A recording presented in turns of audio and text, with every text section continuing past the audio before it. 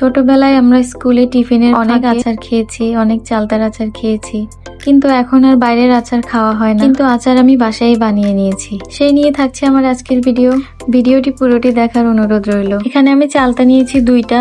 চালতাগুলো ভালোভাবে পরিষ্কার করে ধুয়ে তারপর আমি কাটতে চলে এলাম। এভাবে ফালি করে করে কেটে নিয়েছি। ধোয়ার পরে চালতা অনেক পিচ্ছিল হয়ে যায়, তাই কাটতে একটু অসুবিধা হয়। চালতা দুটোই আমি কেটে নিয়েছি, তারপর আবারও ভালোভাবে ধুয়ে নিয়েছি। তারপর চুলায় বসিয়ে দিলাম বড়সড় একটা পাতিল। হাঁড়িতে পানি দিয়ে চালতাগুলো দিয়ে দিলাম। তারপর দিলাম সামান্য হলুদ আর একটু লবণ। চালতাগুলো কিছুক্ষণ সেদ্ধ করে নিয়ে সেদ্ধ হয়ে যাওয়ার পরে পানি ঝরিয়ে নিয়েছি। তারপর চলে এলাম আচারের মশলাটা তৈরি করতে। 5 ফোড়ন নিয়েছি।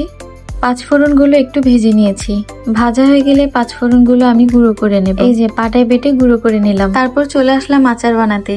আচার আপনাদের কার কার পছন্দ অবশ্যই কমেন্ট করে জানাবেন। বিশেষ করে চালতার আচার কার কার পছন্দ। হাঁড়িতে দিয়ে দিলাম সরিষার তেল, তারপর দিলাম তেজপাতা। কিছুক্ষণ নেড়ে চেড়ে নিয়ে দিলাম রসুন।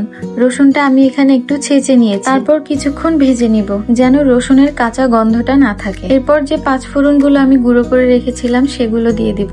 গুঁড়ো মশলাটা আমি পুরোটা দেইনি, কারণ আমার চালতা খুব বেশি না, পুরোটার প্রয়োজন হবে। তারপর সিদ্ধ করে রাখা চালতাগুলো দিয়ে দিলাম। কিছুক্ষণ নেড়ে চেড়ে নিব। তারপর দিয়ে দিলাম গুড়। এখানে আমি খেজুরের ঝোলা গুড়টা ব্যবহার করেছি। আরো দিলাম খেজুরের পাটালি। তারপর দিলাম লবণ। সবকিছু নেড়ে চেড়ে ভালোভাবে মিশিয়ে নিয়ে ঢাকনা দিয়ে দিব। আমি অল্প আঁচে এটা অনেকক্ষণ রান্না করেছি, কারণ সিদ্ধ করা চালতার টুকরোগুলো আমি ছেঁচে নিইনি। ভিতরে যেন লবণ মশলা ঢুকে, যার কারণে আমি ঢেকে দিয়ে কিছুক্ষণ রেখে দিয়েছি।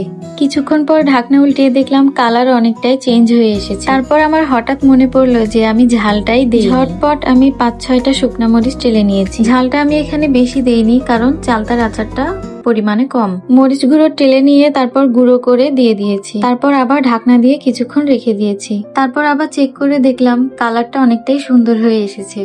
আরো কিছুক্ষণ নাড়াচাড়ার পর চালতাটা ঠিক এরকম হয়েছে।